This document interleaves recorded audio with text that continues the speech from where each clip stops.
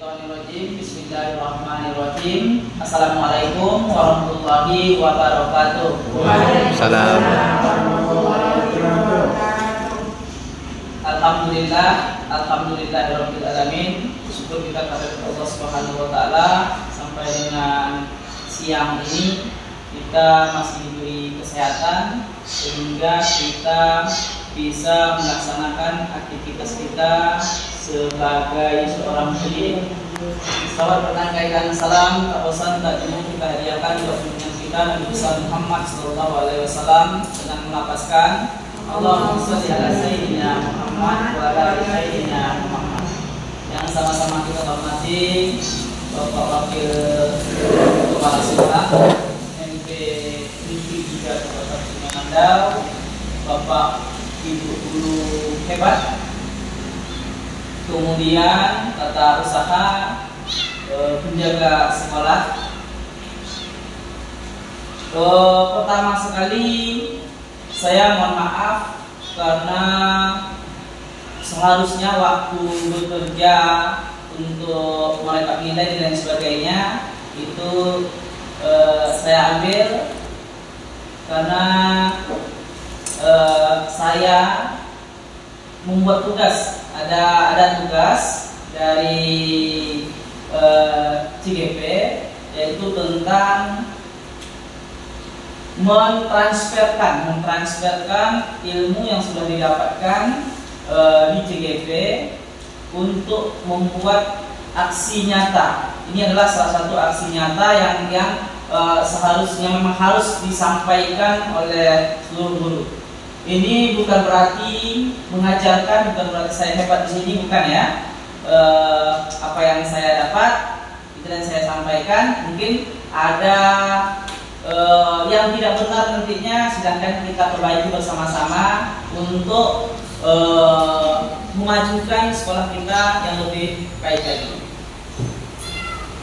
Memang di tugas ini saya membuat harus membuat sebuah video yang durasinya itu adalah 60 menit.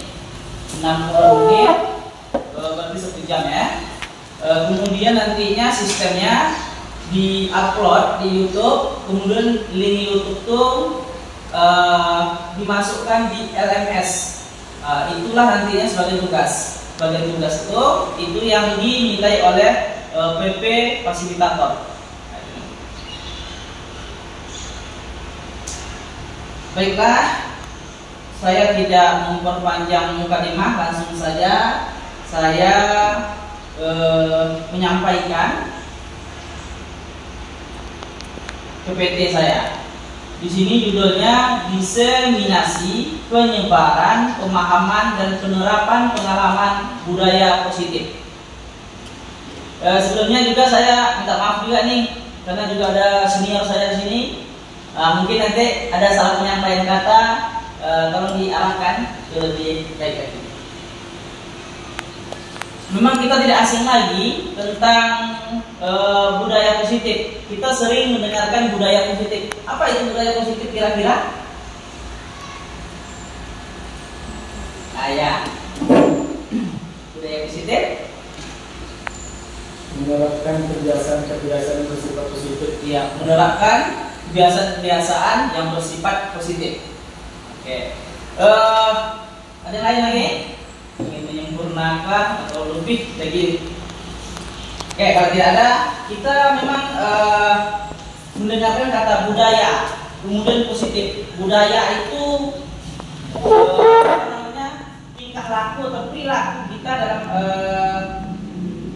suatu tempat itu sudah dikatakan dengan budaya, ya. Kemudian positif ini apa kira-kira yang positifnya? Positif, positif adalah baik ya.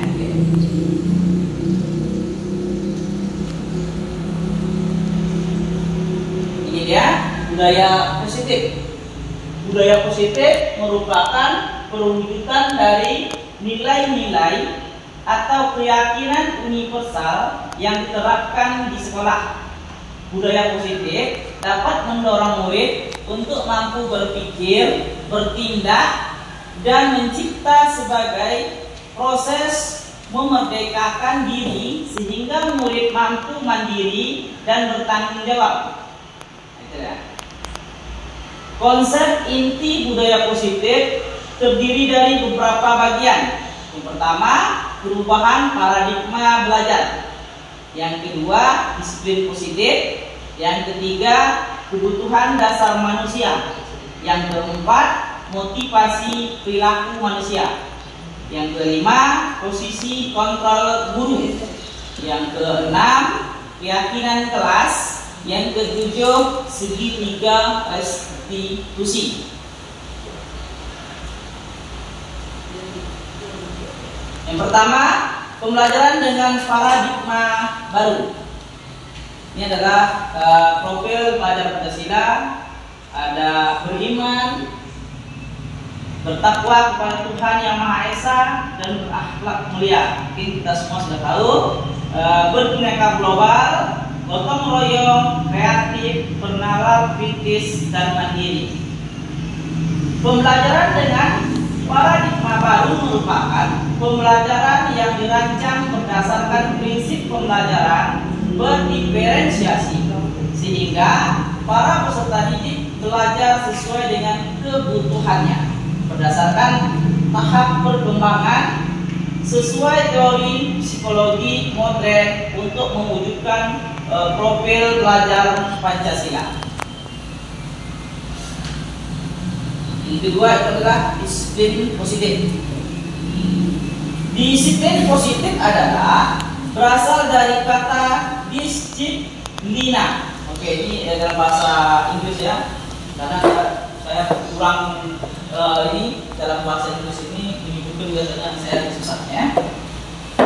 Yang artinya belajar. Disiplin mengacu pada disiplin diri yang memiliki tanggung jawab terhadap apa yang dilakukannya, terhadap nilai-nilai yang diyakini. Disiplin positif merupakan salah satu cara penerapan disiplin yang bertujuan untuk menumbuhkan kesadaran serta memberdayakan peserta didik tanpa imbalan, penghargaan atau reward, ancaman atau hukuman. Ini dia tentang disiplin positif. Disiplin positif adalah pembiasaan-pembiasaan hal yang baik, mencakup sikap atau perilaku maupun tutur kata oleh seluruh warga di sekolah, terutama bagi murid agar dapat berkembang menjadi pribadi yang kritis, mandiri, dan bertanggung jawab. Sebagai pendidik, tujuan kita adalah menciptakan peserta didik yang memiliki disiplin diri, sehingga mereka berperilaku mengacu kepada nilai-nilai kebajikan universal dan memiliki motivasi dalam diri menuju perubahan perilaku ke arah yang lebih baik. Oke, ini yang umum aja dulu. Nanti kita kalau bisa, kalau ada waktu nanti kita akan mempraktekkan. Ini adalah nilai kebajikan. Bapak Ibu bisa dibaca di situ. Ada profil pelajar Pancasila, Ibu Bimari Care Program, dan juga keterampilan hidup.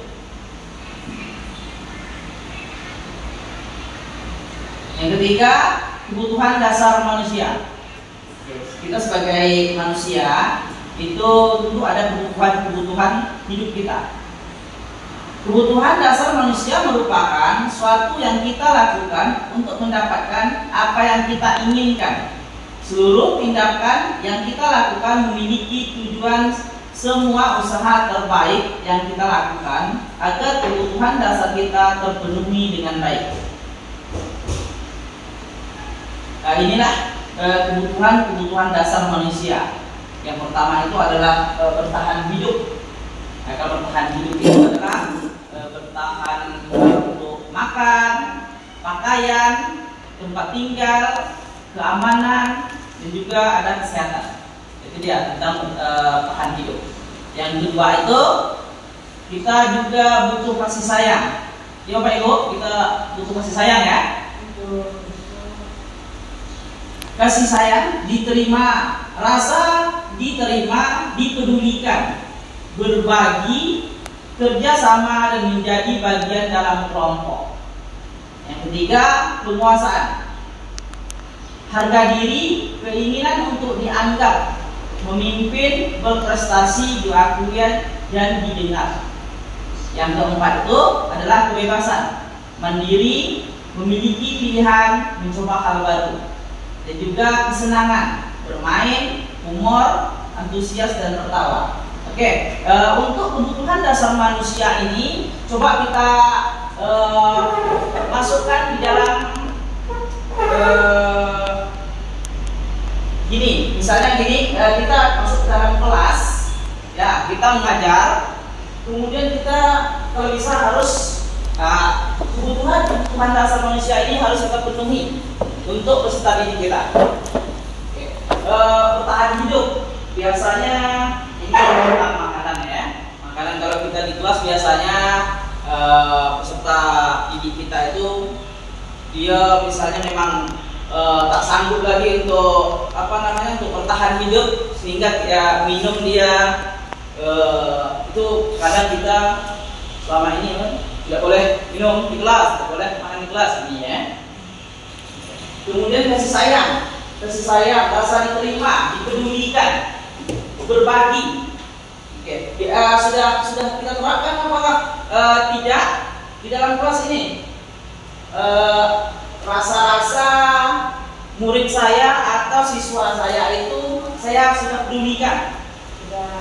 Sudah, alhamdulillah ya. Kemudian bekerjasama menjadi bagian kelompok. Yang penguasaan, harga diri, keinginan untuk selalu dianggap. Kadang kita misalnya di kelas ini misalnya ya, kadang kita fokus dengan satu siswa saja, yang lainnya misalnya merasa tidak dianggap di sini ya. Kemudian kebebasan, mandiri, memiliki pilihan.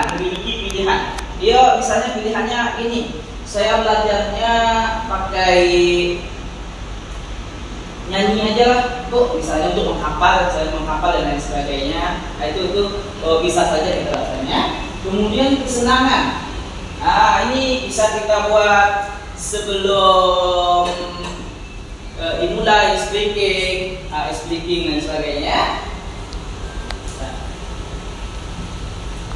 Berarti sebelum kita lanjut, berarti kita speaking dulu ya. Speakingnya itu kan simpel saja.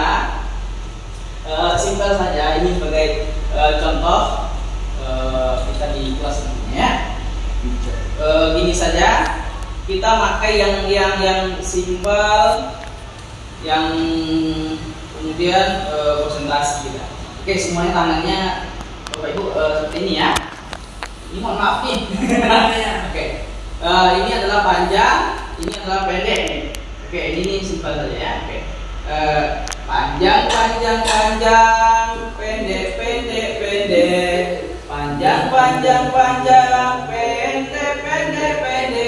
Oke, seperti ya. 1, 2, 3. Panjang, pendek. Panjang, pendek.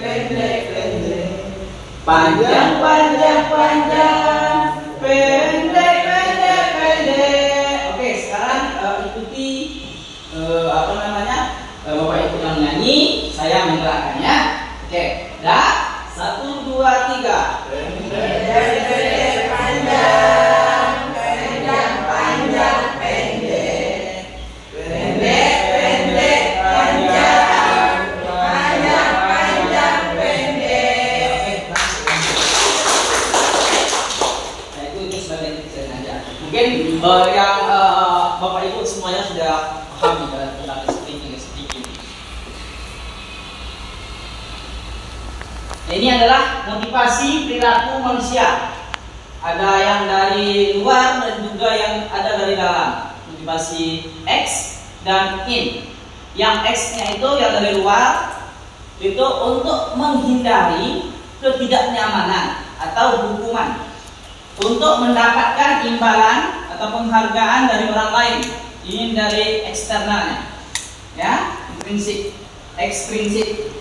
Kemudian motivasi yang dari dalam diri kita untuk menjadi orang yang mereka inginkan dan menghargai diri sendiri dengan nilai-nilai yang mereka percayai. Next, lanjut. Di sini ada hukum, konsekuensi, dan restitusi. Silakan Bapak Ibu baca dulu sebentar. Kira-kira posisi yang mana nih paling enak?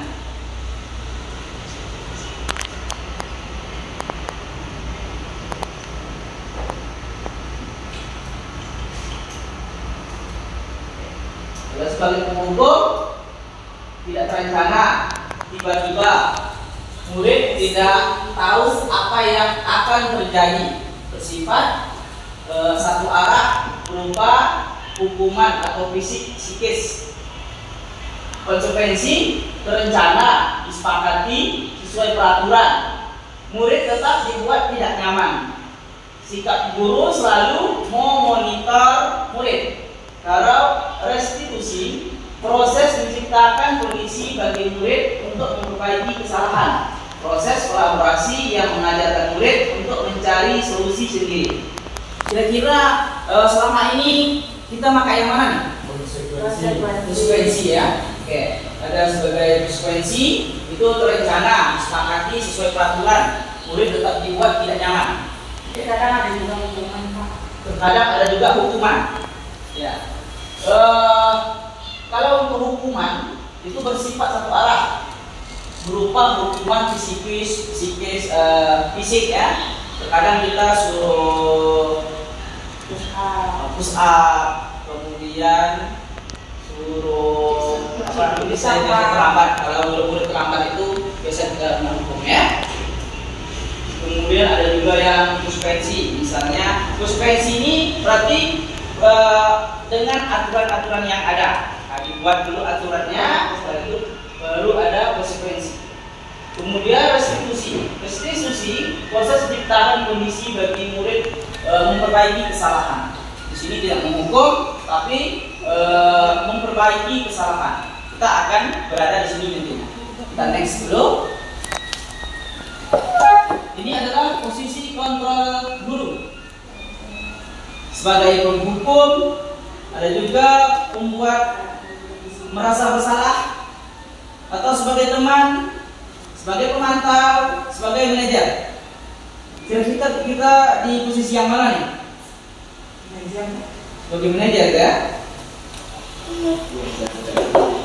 Nah, sebagai manajer kita? Kalau sehari-hari penghukum. Sehari-hari kita berhukum ya? Semuanya pulang. Ini ada contoh Adi yang terlambat hadir di sekolah. Ini sebagai penghukum. Nada suara tinggi, ya, nada suara tinggi, bahasa tubuh, mata melotot dan jari menunjuk-nunjuk atau menghardik. Ini biasanya kalau si Adi terlambat, biasanya kita, ya kalau siswa kita terlambat, biasanya kita apain? Apa? Mengapa terlambat ya? Terlambat lagi, pasti terlambat lagi. Selalu datang terlambat. Kapan bisa datang tepat waktu? Ini bahasa yang hukum nih, ya. Kemudian tanya kepada diri Anda. Bagaimana perasaan murid bila guru berbicara seperti itu pada saat muridnya datang terlambat? Kira-kira perasaan murid kayak mana? Langsung bersalah ya? Ada juga kesal mungkin ya. Ada kesal. Okay. Yang jelas, kemungkinan murid itu akan marah. Ya. Kamu selalu terlambat. Nah, itu ada. Selalu datang terlambat. Bisa datang tepat waktu. Ini ya. Ini dia. Sebagian murid, mungkin murid itu akan marah, kemudian akan menendang atau bersifat agresif. Ya, bersifat agresif. Bila terjadi bisa terjadi sesudah kembali duduk. Murid tersebut akan mencoret-coret bukunya atau meja tulisnya. Lebih buruk lagi, sepulang sekolah, murid melihat motor atau mobil bapak ibu akan menggores atau mengempesnya. Mungkin itu penendam ya. Kemudian yang kedua, tadi kan ada penghukum. Sekarang membuat merasa bersalah. Ini ada suara halus, sedih, bahasa tubuh merapat pada anak, lesu. Ini contohnya ya. Adi, kamu ini bagaimana ya? Kamu sudah berjanji dengan ibu tidak akan terlambat lagi. Kamu kenapa ya? Ya, senang sekali mengecewakan ibu. Ibu benar-benar kecewa sekali. Bagaimana perasaan murid ditegur seperti cara ini? Ya. Murid akan merasa bersalah. Nah, ini ya, membuat rasa bersalah. Merasa bersalah telah mengecewakan ibu atau banyak gurunya. Murid akan merasa menjadi orang yang gagal, tidak sanggup membahagiakan orang lain. Kadangkala sikap seperti ini lebih berbahaya dari sikap penghukum.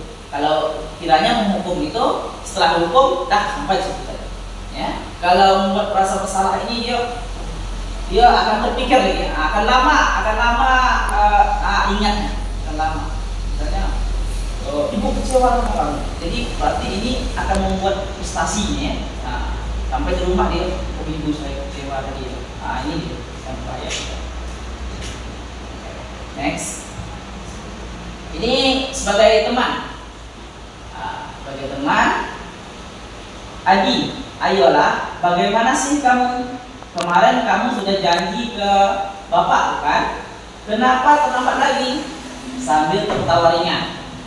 Ini maksudnya di sini itu dia berkomunikasi. Ya, sudah tidak apa-apa, duduk dulu sana. Nanti bapak guru bantu kamu ini, sambil senyum-senyum. Bagaimana perasaan murid dengan sikap guru seperti ini? Murid akan merasa senang.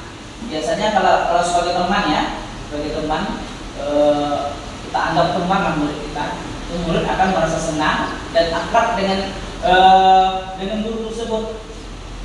Ini termasuk dampak yang positif. Hanya saja di sisi negatif, murid menjadi ketergantungan kepada guru tersebut. Bila ada masalah, pasti dia mencari kita. Mencari kita ya kan?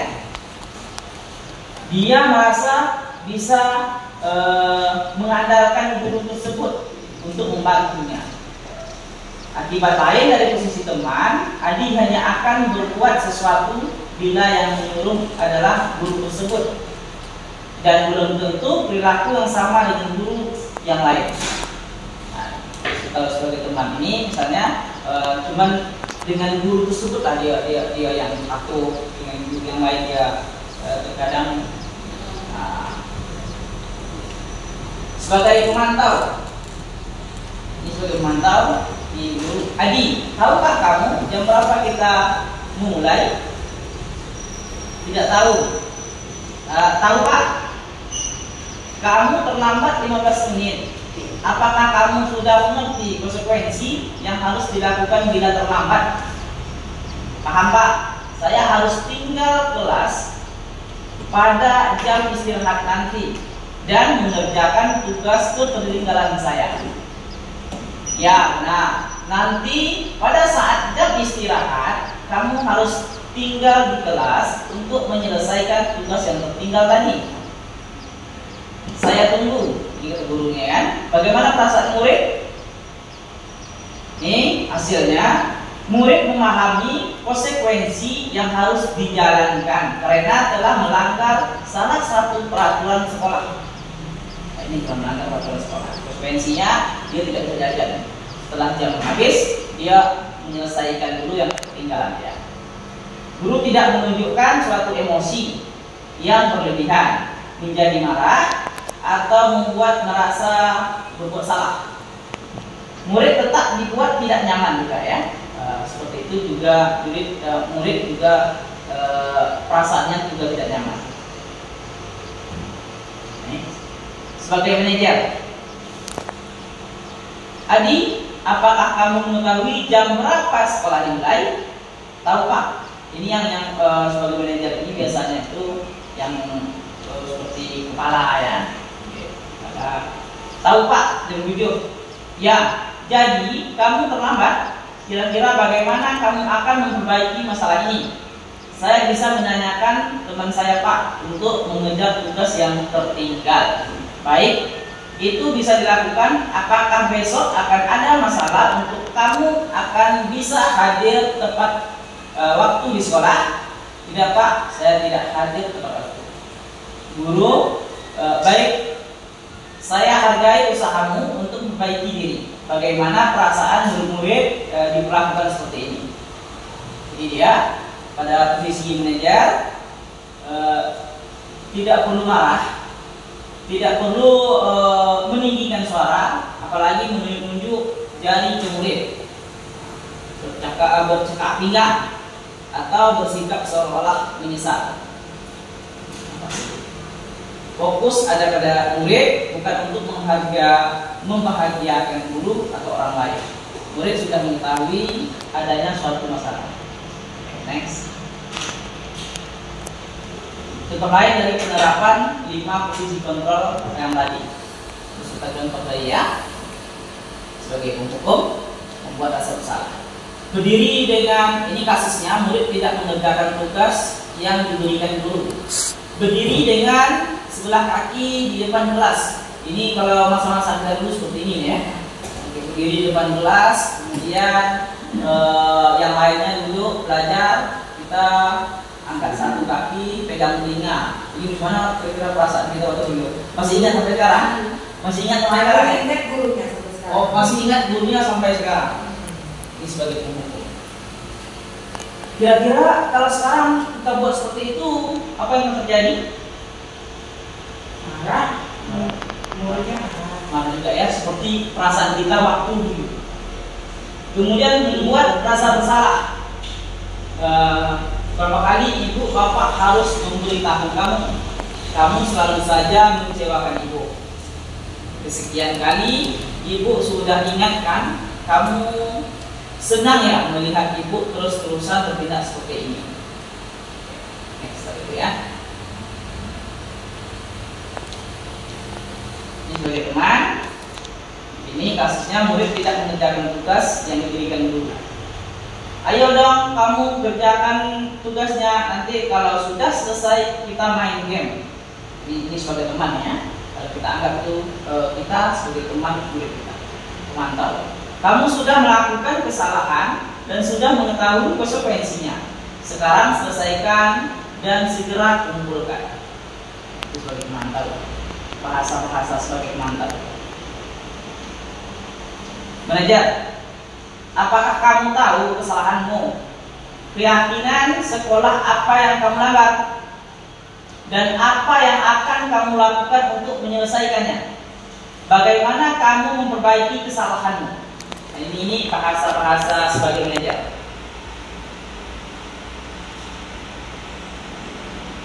Kira-kira posisi kontrol apakah aku? Saya kecewa sekali dengan kamu. Ini kira-kira posisi kontrol yang mana nih? Rasa menyesal. Apa? Rasa menyesal. Rasa menyesal. Yang lain? Merasa bersalah. Merasa bersalah. Oke. Saya kecewa sekali dengan kamu. Oke, next. Oke, membuat rasa bersalah. Ini senior kita yang cakep ya. Oke. Posisi kontrol apakah aku?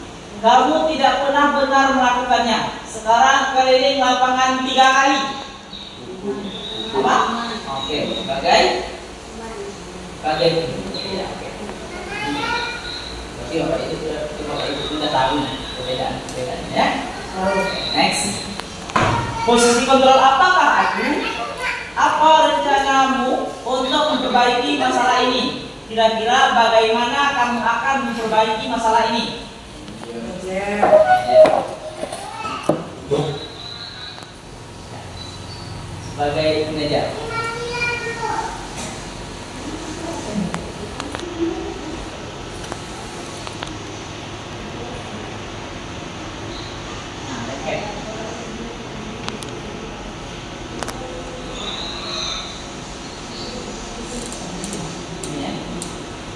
Kursi kontrol, apakah kamu terlambat 15 menit? Apakah kamu sudah mengerti konsekuensi yang dilakukan bila terlambat?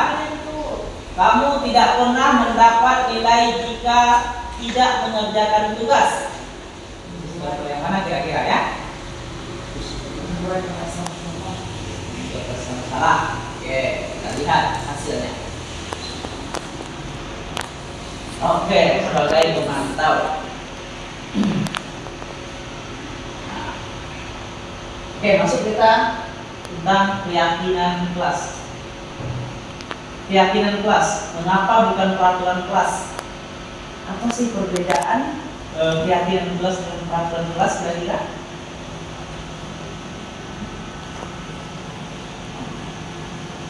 Keyakinan kelas. Peraturan kelas itu dibuat sebelah pihak ya.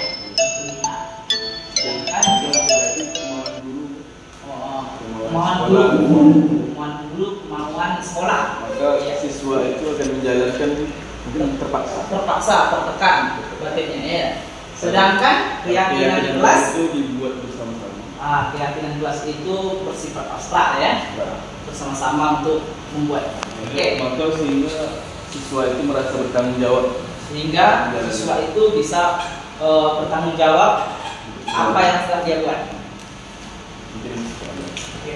Sebelumnya perkenalkan senior kita dulu.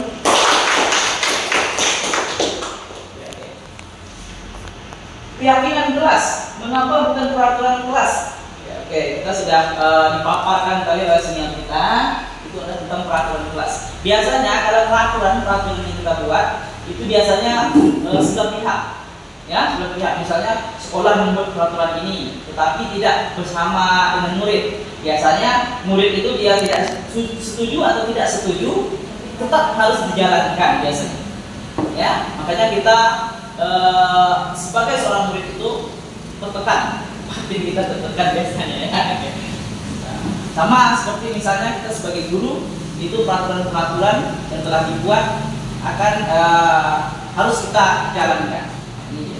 Terkadang kita tidak nyaman dan lain sebagainya. Kemudian kalau keyakinan kelas ini kita membuatnya secara bersama-sama, secara sukarela.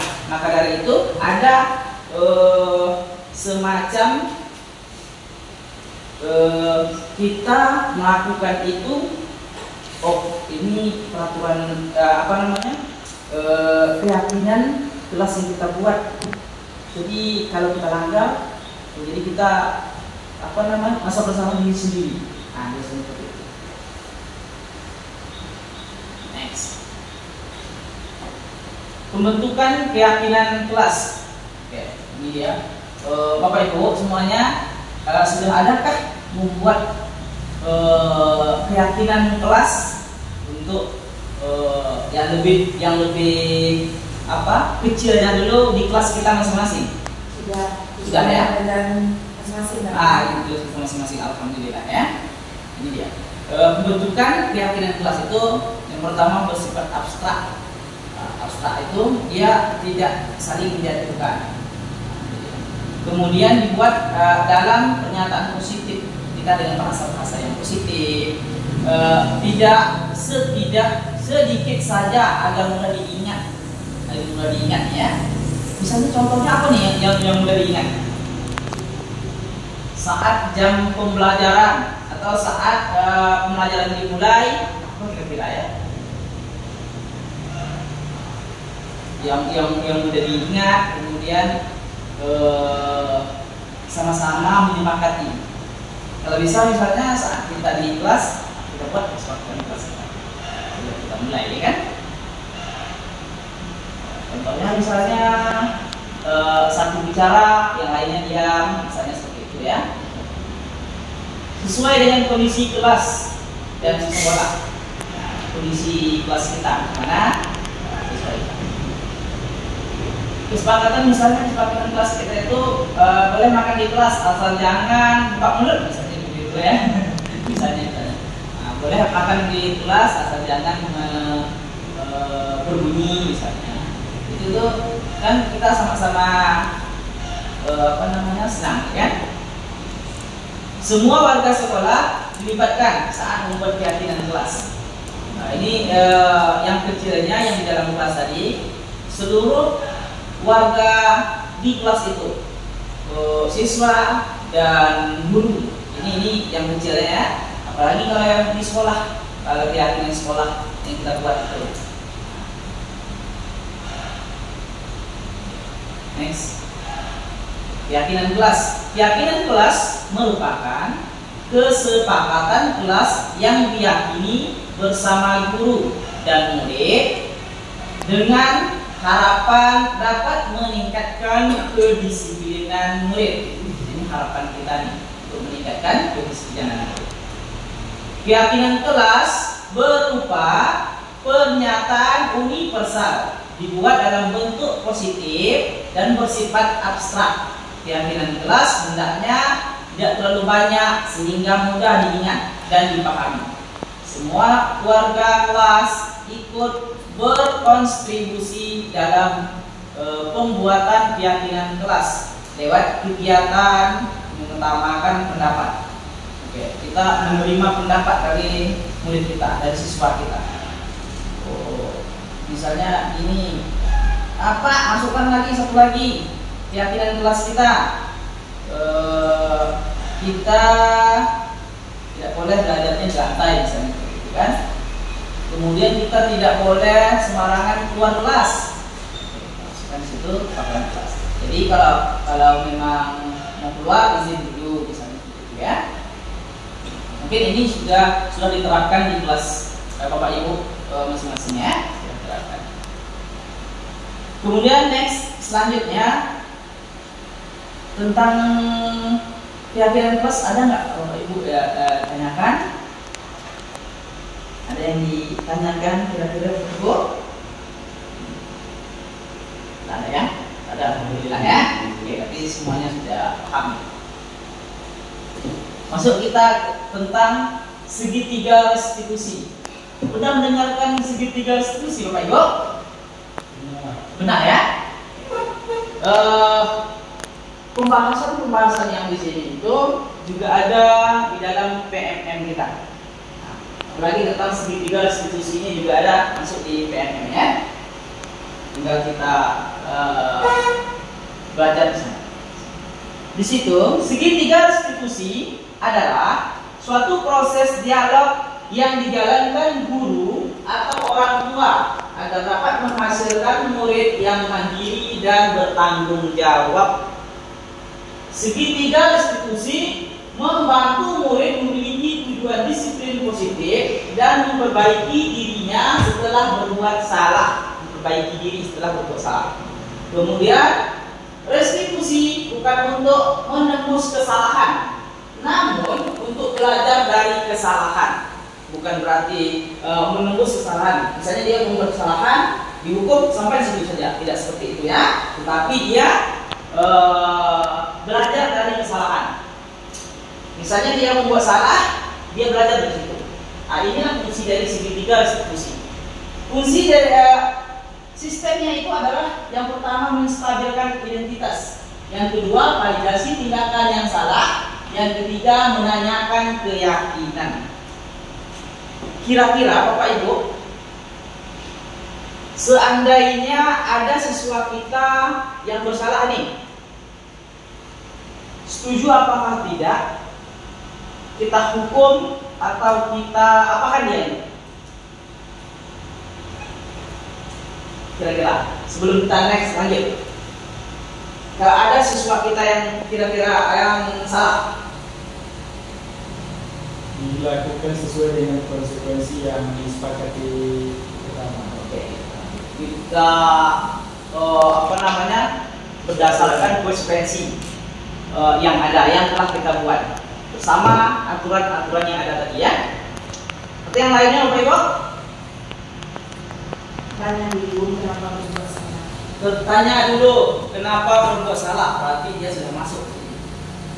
Oke, next ya. Ada yang lain lagi? Oke. Ini tadi yang pertama. Itu adalah yang pertama dari menstabilkan identitas. Ini dia. Jika misalnya ada siswa kita yang berbuat salah, kira-kira yang berbuat salah, namun kita tidak boleh menghukum lagi Bapak Ibu ya, tidak boleh kita menghukum, nanti terjerat hukum kita, ya, terjerat hukum. Maka dari itu salah satunya yang kita pelajari ya tentang segitiga restitusi. Segitiga restitusi kita sudah memahami tadi. Segitiga restitusi tadi itu adalah ini proses dialog, kemudian tujuannya disiplin positif. Yang ketiga itu adalah untuk bukan menembus kesalahan tapi belajar dari kesalahan. Ini dia. Menstabilkan identitas. Ini bagaimana saja. Berbuat salah itu manusiawi. Tidak ada manusia yang sempurna. Tidak ada manusia yang sempurna. Ini bahasa kita ya, bahasa kita ke anak. Bapak Ibu tidak tertarik mencari siapa yang salah, tapi Bapak Ibu ingin mencari solusi. Ya, mencari solusi dari beberapa masalah ini. Jadi kita bukan berarti kita itu mencari masalah yang baru, tapi kita membuat solusi bagaimana masalah ini bisa teratasi.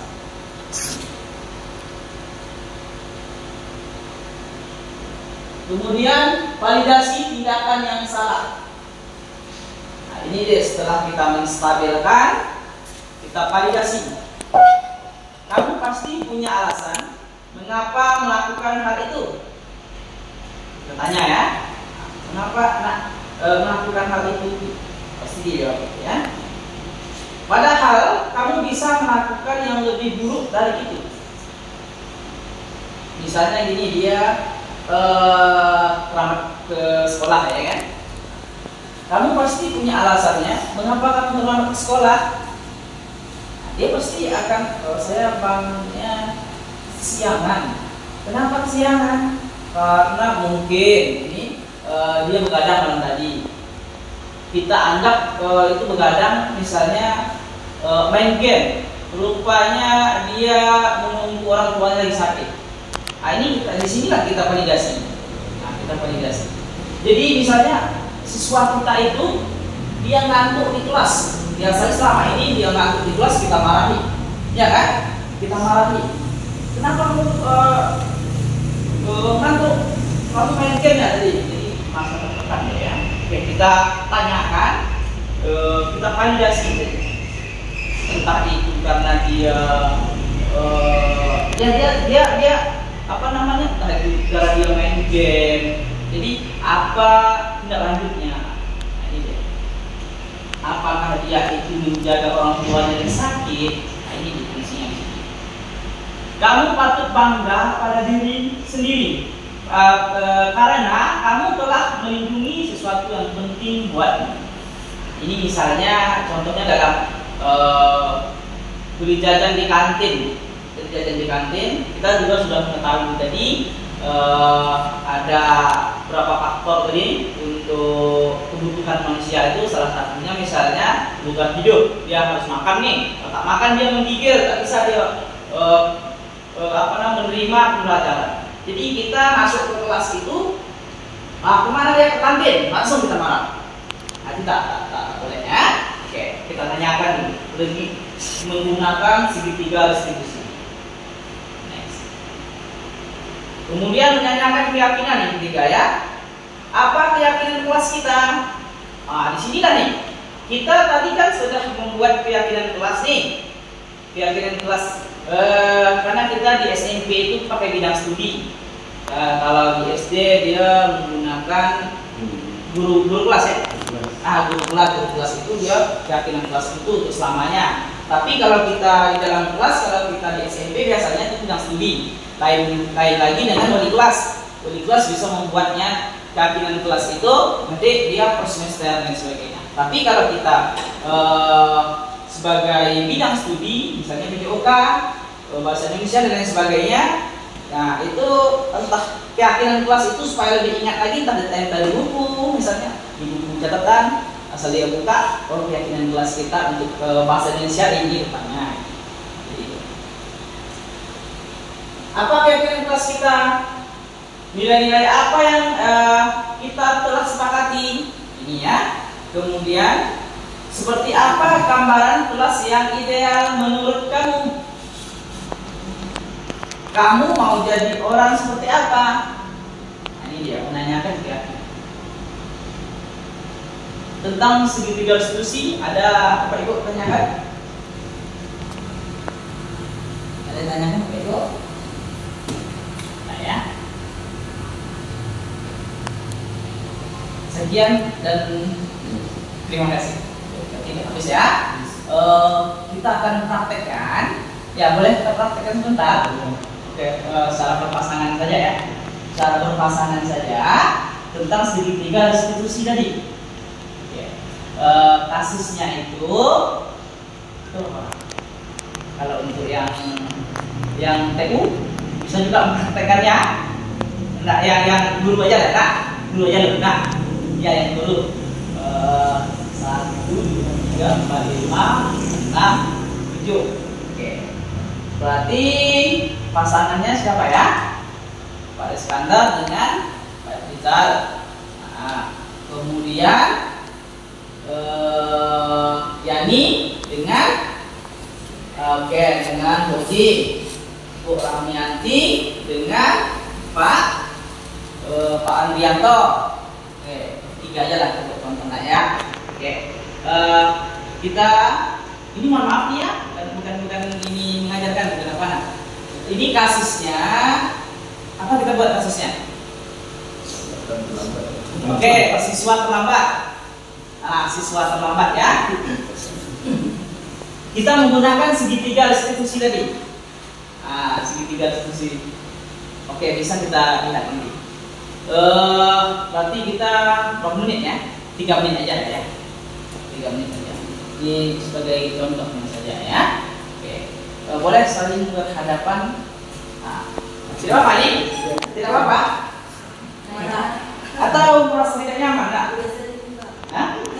Tidak, tak nyaman? Kita ini siswa ada yang terlambat nih. Nah, ada yang terlambat, kemudian satu orang jadi guru, satu orang jadi siswa. Oke, berarti siapa yang terlambat? Nah, ya, berarti jadi yang terlambat jadi siswa. Ya, oke, boleh. Nah, kemudian ya kalau bisa dilakukan ya. Nah, kemudian Pak Andri sebagai guru, sebagai siswa, sebagai guru, oke. Kemudian Pak Rizal sebagai siswa, oke. Silakan berhadapan.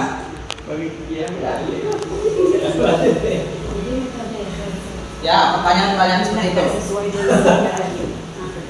Isi segitiganya benar muat. Segitiga. Oke. Ini dia yang pertama itu menstabilkan identitas. Yang kedua validasi tindakan yang salah. Kemudian yang ketiga menanyakan keyakinan. Nah, ini dia contoh kata-katanya. Contoh kata-katanya. Ini menstabilkan identitas. Berbuat salah itu manusiawi. Kita apa dulu? Kita stabilkan dulu kondisi anak itu.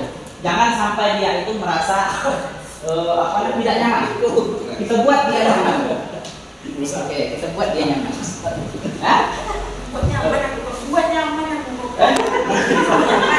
Guru kan emosi dulu kan murid itu. Itu yang harus kita paham. Ya, itu yang harus. Ya, misalnya dengan identitas itu bahasanya atau kata-katanya membuat salah satu tidak apa-apa. Boleh di sini. Oke, Siswa. Oke, siswa. Oke, tesnya. Sebagai contoh saja. Ada teks pula ya. Tas. Ya, bisa. Itu aja. Pakai tas sepatu. Apa? Kang cium tangan dulu dong. Ya, Pakai doang. Cium tangan dulu dong. Soalnya untuk rekaman Wan. Kalau pakai untuk rekaman kan. Ciumnya yang menggandakan. Itu kan masuk video lah. Iya iya. Pakai sepatu. Jadi Pak, sudah Masuk ke dalam. mau pinjam tas Belum itu. ya. Sering. Kalian main lagi. Tetap ke pintu itu. Waalaikumsalam. Masuk. Ya, masuk. Kenapa terlambat? Kopi berjalan. Banyak. Apa yang banyak? Jalan agak macet sedikit. Apalah saya terlambat. Ngurus lagi. Kemarin lambat juga, hari ini lambat juga. Kemarin ngurus Kemarin lagi. apa rasanya?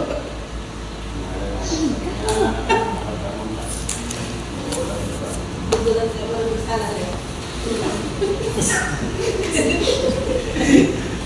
Udah ada orang aja. Bapak juga itu pernah terlambat. Satu orang. Ya, kita sudah tahu jalannya, udah cek, pesan, kira-kira Dia tidak sering. gimana solusinya supaya jalan ini cek?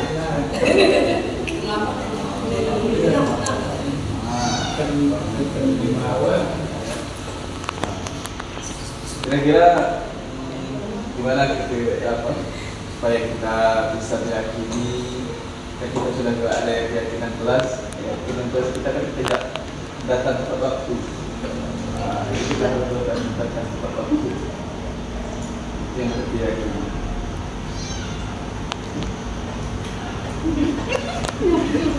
Besok bisa kan jangan datang terlambat ya.